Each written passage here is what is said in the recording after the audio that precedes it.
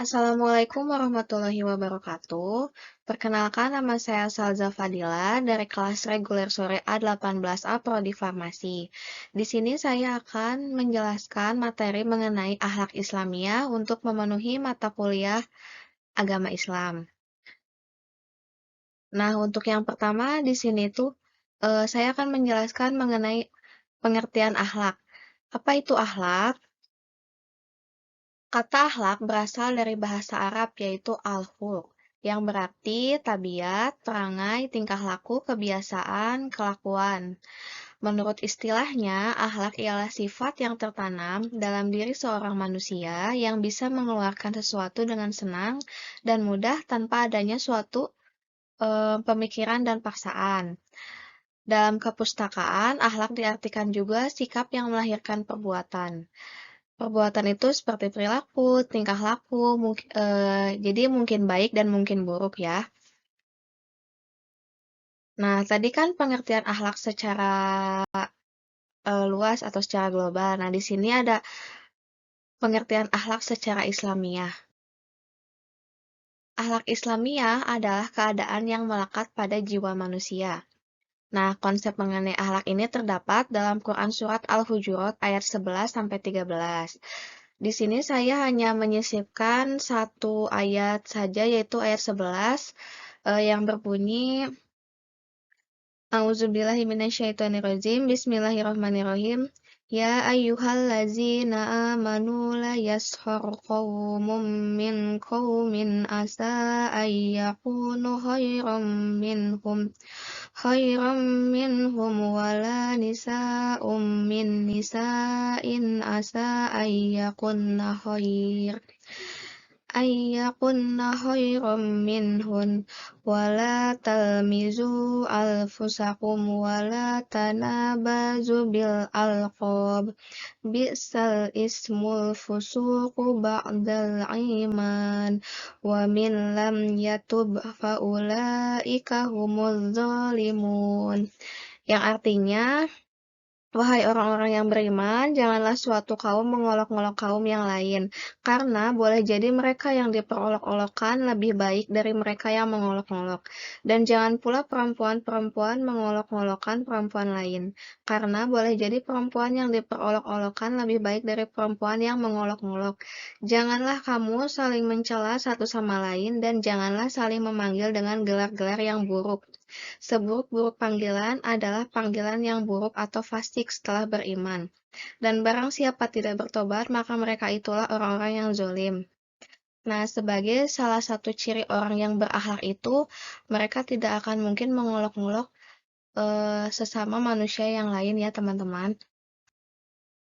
Nah, di sini suatu perbuatan baru dapat disebut pencerminan akhlak jika memenuhi beberapa syarat, antara lain yang pertama itu ada satu, dilakukan secara berulang-ulang. Jika dilakukan sekali saja atau jarang-jarang tidak dapat dikatakan akhlak. Misalnya, seseorang tiba-tiba memberi uang kepada orang lain karena alasan tertentu. Orang itu tidak dapat dikatakan berakhlak mulia, berakhlak dermawan. Yang kedua, timbul dengan sendirinya tanpa dipikir-pikir atau ditimbang berulang-ulang, karena perbuatan itu telah menjadi kebiasaan baginya. Jika suatu perbuatan dilakukan setelah dipikir-pikir dan ditimbang-timbang, apalagi karena terpaksa, perbuatan itu bukanlah pencerminan akhlak. Terdapat dalam Ensiklopedia Islam Jilid 1 tahun 1993. Nah, akhlak menempati posisi yang sangat penting dalam Islam. Pentingnya kedudukan akhlak dapat dilihat dari berbagai sunnah kauliyah atau sunnah dalam bentuk perkataan Rasulullah. Di antaranya adalah, sesungguhnya aku diutus untuk menyempurnakan akhlak. Hadis Rawahu Ahmad. Yang kedua, ada mukmin yang paling sempurna imannya adalah orang yang paling baik akhlaknya. Terdapat dalam hadis riwayat Tirmizi. Akhlak Nabi Muhammad yang diutus menyempurnakan akhlak manusia itu disebut akhlak Islam atau akhlak Islami, karena bersumber dari wahyu Allah yang kini terdapat dalam Al-Quran yang menjadi sumber utama agama dan ajaran Islam. Nah, di sini ada akhlak, etika, dan moral. Apa sih perbedaan antara akhlak, etika, dan moral? Mari kita bahas satu persatu ya. Yang pertama ini ada moral.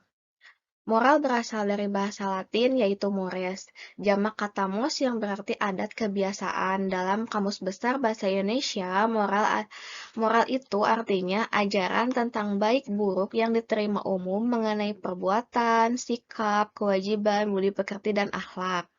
Moral adalah istilah yang digunakan untuk menentukan batas-batas suatu sifat, perangai, kehendak, pendapat, atau perbuatan yang layak dikatakan benar, salah, baik, dan buruk. Dalam Ensiklopedia Pendidikan tahun 1976, Sugarda Purbakawaja menyebutkan, sesuai dengan makna aslinya dalam bahasa Latin atau MOS, adat istiadat menjadi dasar untuk menentukan apakah perbuatan seseorang baik atau buruk, apakah perbuatan itu sesuai dengan adat istiadat yang umum diterima kesatuan lokal atau lingkungan tertentu. Karena dengan demikian halnya, maka dapat dikatakan baik atau buruk suatu perbuatan secara moral bersifat lokal, menurut Asmaran AS tahun 1994. Nah, yang kedua ini ada etika. Etika berasal dari bahasa Yunani, yaitu ethos, yang berarti kebiasaan. Yang dimaksud adalah kebiasaan baik atau kebiasaan buruk. Nah, sebagai cabang filsafat yang mempelajari tingkah laku manusia untuk menentukan nilai baik atau buruk, ukuran yang dipergunakan adalah akal pikiran. Akalah yang menentukan apakah perbuatan manusia itu baik atau buruk. Nah, kan kalau tadi moral itu kan berdasarkan adat istiadat suatu tempat. Jadi dapat dinilai si moral itu teh baik atau enggak berdasarkan adat istiadat suatu tempat itu. Sedangkan kalau etika itu dinilai baik atau buruknya karena pikiran tiap manusia yang berbeda-beda terhadap orang lain. Nah, jadi jika moral dan etika diperbandingkan, moral lebih bersifat praktis, sedangkan etika bersifat teoritis. Moral bersifat lokal dan etika itu bersifat umum atau regional. Nah, di sini ada perbedaan akhlak Islami, moral, dan etika. Akhlak Islami berbeda dengan moral dan etika. Perbedaannya terutama dapat dilihat dari sumber yang menentukan, mana yang baik dan mana yang buruk. Yang baik menurut akhlak adalah segala sesuatu yang berguna, sesuai dengan nilai dan norma agama. Nilai serta norma yang terdapat dalam masyarakat bermanfaat bagi diri sendiri dan orang lain. Hal yang menentukan perbuatan baik atau buruk dalam moral dan etika adalah adat istiadat dan pikiran manusia dalam masyarakat pada suatu tempat di suatu masa. Oleh karena itu, dipandang dari sumbernya, akhlak Islami bersifat tetap dan berlaku untuk selamanya, sedangkan moral dan etika berlaku selama masa tertentu di suatu tempat tertentu. Jadi akhlak Islam itu bersifat mutlak ya teman-teman. Kalau moral dan etika itu bersifat relatif karena berdasarkan tadi itu, apalagi kan pandangan orang terhadap masing-masing pribadi itu kan beda-beda ya. Nah, di sini ada macam-macam akhlak dan aktualisasinya dalam kehidupan. Yang pertama itu ada akhlak kepada Allah Subhanahu wa Ta'ala. Bagaimana sih cara kita berakhlak yang baik terhadap Allah? Yang pertama itu harus mencintai Allah melebihi cinta kepada siapapun. Nah, yang kedua, melaksanakan segala perintah dan menjauhi larangannya. Yang ketiga, mengharapkan dan berusaha memperoleh keridhaan Allah. Yang keempat, mensyukuri nikmat dan karunia Allah. Dan yang terakhir, menerima dengan ikhlas semua qada dan qadar ilahi setelah berikhtiar maksimal. Kedua, ada akhlak kepada diri sendiri, yaitu dengan cara memelihara kesucian diri, menutup aurat, jujur dalam perbuatan dan perkataan, ikhlas, sabar, dan rendah hati.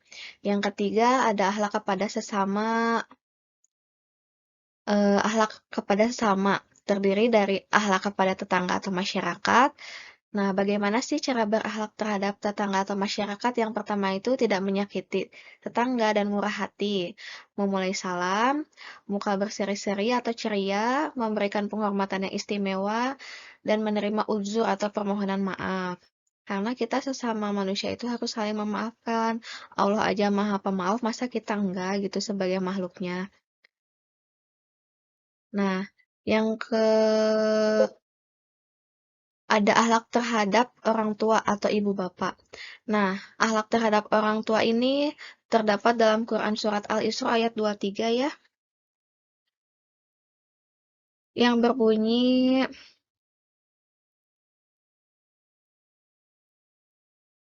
A'udzubillahi minasyaitonirrajim, Bismillahirrahmanirrahim. Wa qada rabbuka alla ta'budu illa iyyahu wa bil walidaini ihsana. Imma yablughanna indakal kibara ahaduhuma aw kilahuma fala taqul lahuma uffin wa la tanharhuma wa qul lahuma qawlan karima.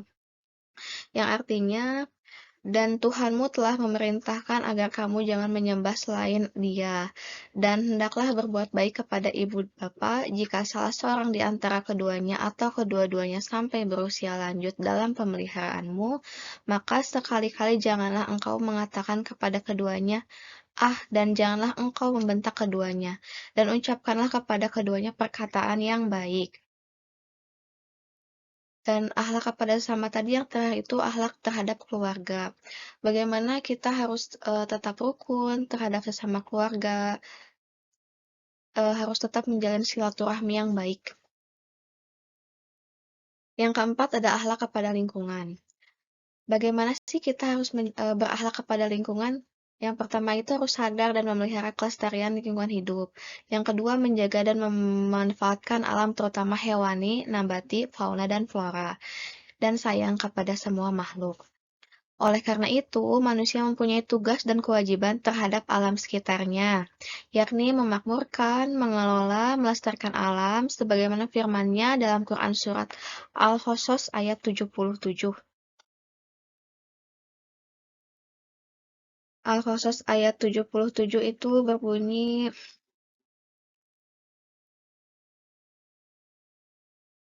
"Wabtaghi fima ataqallahud darul akhirata wa la tansa nasibaka minad dunya wa ahsin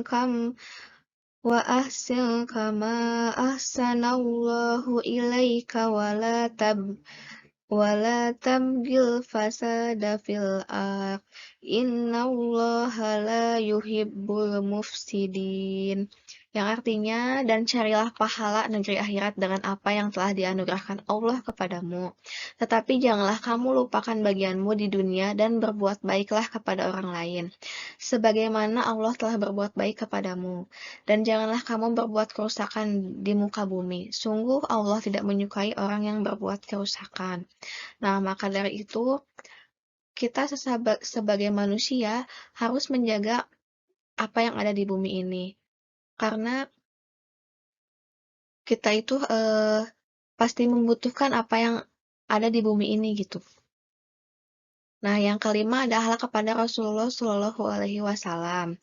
Akhlak terhadap Rasulullah adalah cara kita berinteraksi secara tidak langsung kepada Rasulullah Shallallahu Alaihi Wasallam, yang meliputi tata cara bersikap kepada beliau dan tata cara berinteraksi dengan segala sesuatu yang dibawanya.